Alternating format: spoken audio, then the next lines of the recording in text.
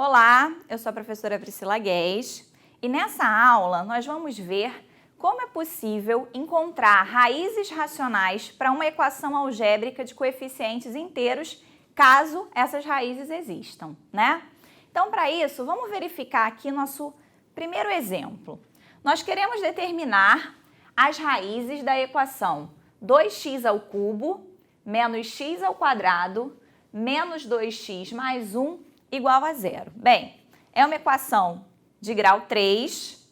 E se a gente observar, a soma dos coeficientes dessa equação é igual a zero. Então, significa que o 1 é uma raiz dessa equação, né? Então, eu posso utilizar o dispositivo de Briot-Ruffini para fatorar a minha equação. Então, aqui os coeficientes 2, menos 1, menos 2 e 1. Então, 1 vezes 2, 2, menos 1, 1. 1 vezes 1, 1, menos 2, menos 1. 1 vezes menos 1, menos 1, mais 1, 0. Ou seja, a equação pode ser escrita como x menos 1, que multiplica 2x ao quadrado, mais x menos 1, que é igual a zero. Bem, então eu consegui reduzir, né? Fatorei, transformei o polinômio de grau 3 em um produto de um polinômio de grau 1 por um de grau 2. Então, se esse produto é zero, x menos 1 é igual a zero, ou 2x ao quadrado mais x menos 1 é igual a zero. Equação de segundo grau, eu vou resolver usando a fórmula que a gente conhece como fórmula de Bhaskara, né? Então, o discriminante vai ser igual a b ao quadrado, então 1 ao quadrado, que é 1, menos 4, vezes o a, que vale 2, vezes o c, que vale menos 1. Então, aqui eu tenho menos 4 vezes 2 vezes menos 1, vai dar mais 8, com 1 vai dar 9. Então, o valor de x vai ser igual a menos o b, então, menos 1, mais ou menos a raiz quadrada de 9, dividido por 2 vezes o a. Então, o x vai ser igual a menos 1, mais ou menos 3, que é a raiz quadrada de 9, sobre 4. Então, nós vamos ter duas raízes, né? Que eu vou chamar aqui de x1, de x2. Então, menos 1 mais 3, 2. Dividido por 4, isso é igual a 1 meio. Menos 1 menos 3, menos 4. Dividido por 4, menos 1. Então, encontrei as outras duas raízes que faltavam. O conjunto solução da minha equação, ele tem o 1 meio e o menos 1. Bem, nós já resolvemos ao longo das aulas anteriores várias equações usando esse artifício, né? Quando a soma dos coeficientes da minha equação é igual a zero, nós sabemos que o 1 é sua raiz. Mas e se isso não acontecer? Será que esse nosso truque vai funcionar? É óbvio que não. E como é que a gente vai fazer se a equação tiver um grau maior que 2? Equações de grau 2, a gente tem a fórmula resolutiva. Bem, então a ideia hoje é essa. A gente vai ter um resultado, que nós vamos ver no outro quadro, que vai permitir que a gente busque raízes racionais de uma equação algébrica que tem os seus coeficientes inteiros, né? É importante a gente dizer que o resultado que a gente vai ver não garante que essas raízes racionais existam, mas se elas existirem, nós vamos conseguir ter uma ideia de quem são as possíveis raízes para uma equação algébrica de coeficientes inteiros. Então, te segue aqui no outro quadro. Então, tá aqui o enunciado do resultado que vai nos ajudar a buscar raízes racionais de uma equação algébrica de coeficientes inteiros. Se um número racional P sobre Q, com P e Q primos entre si, é raiz da equação ANx elevado a n mais a n menos 1, x elevado a n menos 1, a soma até a1x mais a0 igual a 0, sendo todos os coeficientes a n menos 1 até a 0 números inteiros, com a n diferente de 0, então o P é um divisor de A0 e o Q é um divisor de AN. Então, vamos provar esse resultado, né?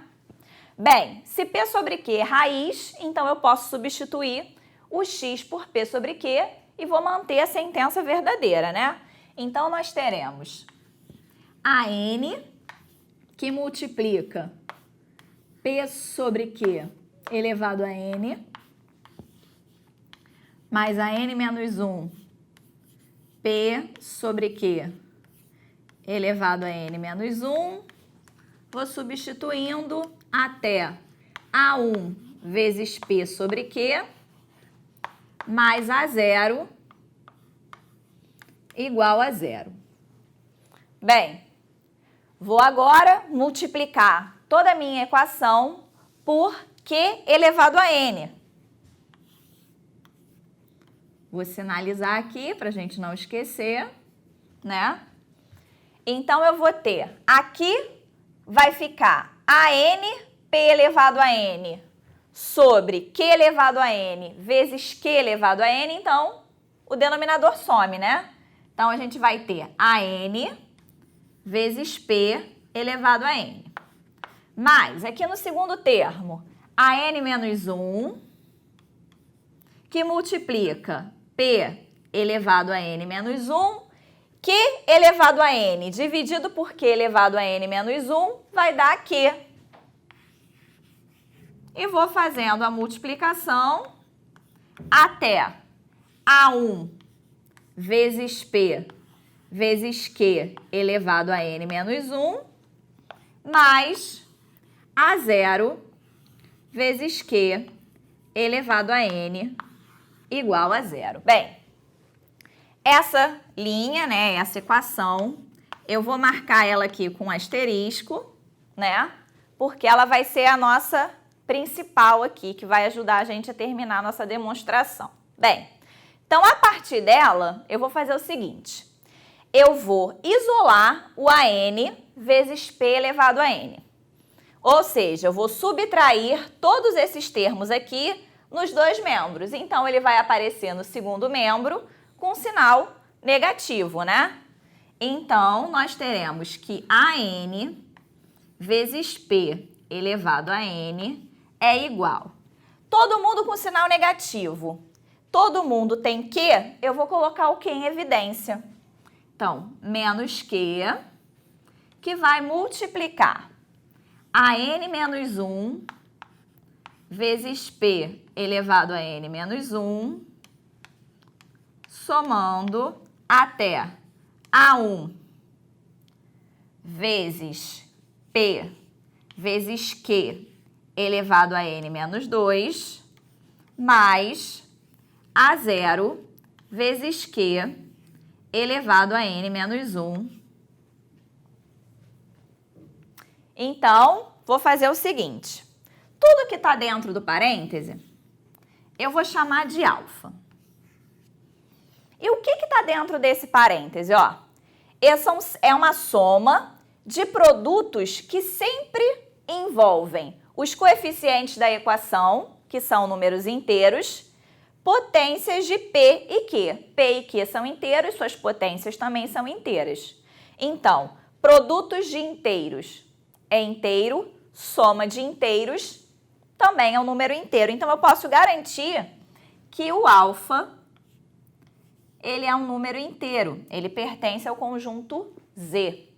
Bem, se isso acontece, eu posso reescrever como AN vezes P elevado a N, que é igual a menos Q vezes alfa. Bem, significa que o Q, ele tem que dividir esse produto aqui, né? Então, nós temos, vou continuar aqui embaixo, que o Q, ele divide AN vezes P elevado a N. Bem, mas a gente sabe que o MDC de P e de Q é igual a 1, porque eles são primos entre si. Significa que o Q não divide o P, muito menos a sua enésima potência. E vice-versa, né? A gente também pode afirmar que o P não divide o Q, nem nenhuma de suas potências. Então, como o MDC de Q e de P é igual a 1, nós podemos garantir que o Q, ele divide o AN.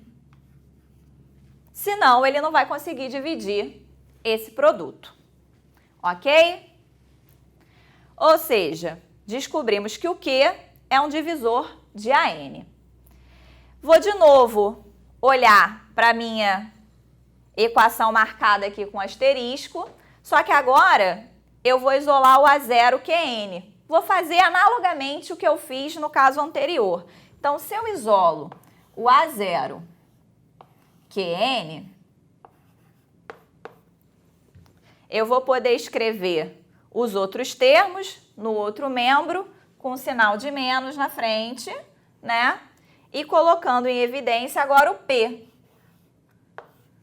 Então, eu vou ter menos P, que multiplica AN vezes P elevado a N menos 1, mais AN menos 1